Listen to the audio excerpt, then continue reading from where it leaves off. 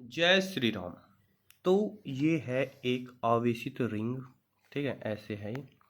और suppose that कि इस पर पूरे पर क्यों आवेश है, हमें इसके अक्ष पर विभव निकालना है, ठीक है। ये ऐसे है रिंग, ये इसका सेंटर ओ, ठीक है, त्रिज्या आर है, और ऐसे जेड दूरी पर जो है एक पॉइंट है, कोई भी पॉइंट बोलो पी, इस पर हमें पहले निकालना है विद्युत विभव, ठीक है, बाद में विद्युत क्षेत्र भी निकाल लेंगे।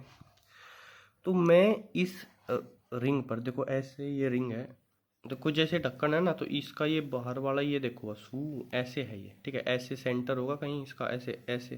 तो ऐसे इस पर कहीं भी एक छोटा सा टुकड़ा मान लूंगा इसका, ऐसे एक छोटा सा टुकड़ा है जिस पर आवेश है डी क्यू, जिस पर आवेश क्या है डी क्यू, और इसकी दूरी कितनी हो जाएगी इससे, तो using Pythagoras theorem we can say that इस ये दूरी हो जाएगी under root R square plus Z square. देखो यार ये जेड, तो ये क्या हो जाएगी under root R square plus Z square, है ना। तो अब इस डी क्यू आवेश के कारण इतनी दूरी पर विभव क्या होगा भाई, डी क्यू आवेश है तो उसके कारण छोटा सा विभव डी वी बराबर होगा, बिल्कुल बिंदु आवेश वाला फॉर्मूला लगा सकते हैं, K into D Q upon R लिखना चाहिए, पर आर की जगह दूरी क्या है under root R square plus Z square है, तो under root R square plus Z square. अब मुझे ऐसे छोटे छोटे हर एक टुकड़े के कारण कुल मिलाकर के पूरा आवेश क्यों हो जाए, हर एक के कारण जो है विभव चाहिए, ठीक है। तो पूरा विभव चाहिए v, तो इस dv को क्या कर देंगे इंटीग्रेट कर देंगे, तो हो जाएगा K D Q upon under root R square plus Z square. देखो हर एक टुकड़ा डी क्यू जो है उसकी दूरी जो आएगी, चाहे वो यहाँ पे लूँ, चाहे यहाँ पे लूँ, चाहे यहाँ पे लूँ, चाहे यहाँ पे लूँ, ठीक है, त्रिज्या सबके लिए आर रहेगी, दूरी सबके लिए जेड, तो हर एक की दूरी जो होगी under root R square plus Z square आएगी। तो ये कॉन्स्टेंट है, के भी कॉन्स्टेंट है, तो ये इंटीग्रेशन से बाहर आ जाएंगे, under root R square plus Z square, और डी क्यू का इंटीग्रेशन होकर कुल आवेश क्यों बन जाएगा, तो ये आ जाएगा विभव K Q upon under root R square plus Z square. ये हो गया अक्ष के किसी भी बिंदु पर जिसकी दूरी क्या है जेड। अगर केंद्र पर निकालना है, केंद्र पर निकालना है तो जेड जो है केंद्र पर क्या हो जाएगा जीरो हो जाएगा, ठीक है। तो केंद्र के लिए, केंद्र के लिए मैं ठीक है बहुत बोलता हूँ, पता नहीं ठीक है भी ऐसा, ठीक है बोलना, ये ऐसा बोलना ठीक नहीं है, पता नहीं। तो केंद्र के लिए जेड बराबर जीरो रखेंगे, तो वी बराबर क्या आ जाएगा के क्यू अपॉन अंडर रूट में आर स्क्वायर प्लस जीरो, ये के क्यू अपॉन आर बन जाएगा, ठीक है। मतलब बिल्कुल वैसा ही एक्सप्रेशन जैसे कि किसी बिंदु आवेश से आर दूरी पर विभव का होता है, सेम टू सेम इस रिंग के सेंटर पर वैसा ही विभव आएगा, ठीक है। अब अगर मुझे विद्युत क्षेत्र निकालना है, तो देखो हमने विभव प्रवणता में पढ़ा था, हमने क्या पढ़ा था, हमने पढ़ा था कि E बराबर होता है minus D V by D R, है ना, परिमाण।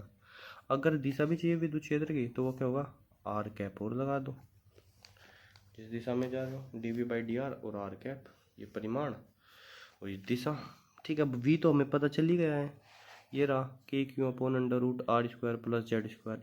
ई विद्युत क्षेत्र ज्ञात करना है, तो भैया ई बराबर minus K D by D R, और वी की वैल्यू क्या रख देंगे, इसकी है K Q upon under root R square plus Z square. ये अवकलन करना है भाई, अवकलन करना भी आना चाहिए यार, है ना। तो के क्यू तो कांस्टेंट है, तो चलो बाहर ही आ जाएगा माइनस के क्यू, ओ बे सॉरी सॉरी सॉरी, यहाँ पर तो भाई सिस्टम बदल जाएगा।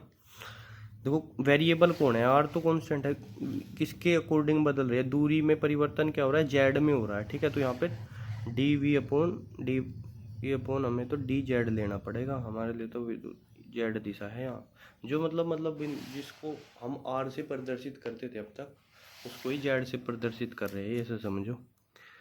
तो ये डी वाई डी जेड है, ठीक है, तो के क्यू तो कांस्टेंट बाहर आ जाएगा, ये बन जाएगा डी वाई डी जेड और 1/√r² प्लस z²।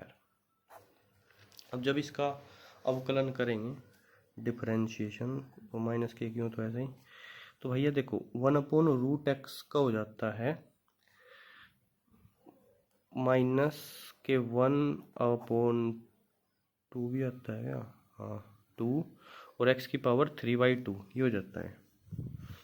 ठीक है, तो मतलब जो भी आई r² प्लस z² इसकी पावर 3/2। लेकिन अभी ये तो खाली x तो है नहीं, मतलब खाली z तो है नहीं, 1/√z, तो z का कुछ फंक्शन है, तो इस पूरे फंक्शन का फिर से अवकलन करना पड़ेगा। r² का तो हो जाएगा 0, कांस्टेंट है, तो z² का हो जाएगा 2z, है ना। तो अगर समझ में नहीं आया तो भाई अवकलन पढ़ ले मैथ के टीचर से जाके थोड़ा सा, ठीक है, मतलब अवकलन कैसे किया अगर वो समझ में नहीं आया। बाकी अगर नहीं आया तो फिर मेरी गलती है।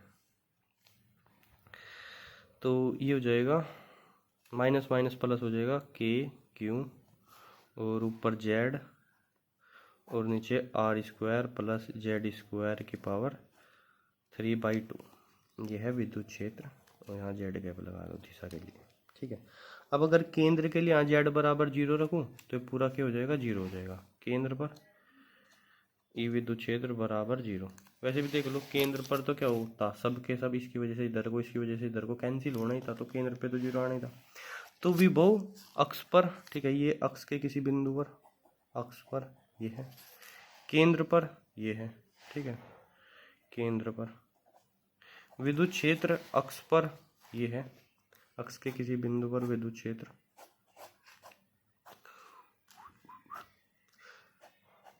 और केंद्र पर ये है।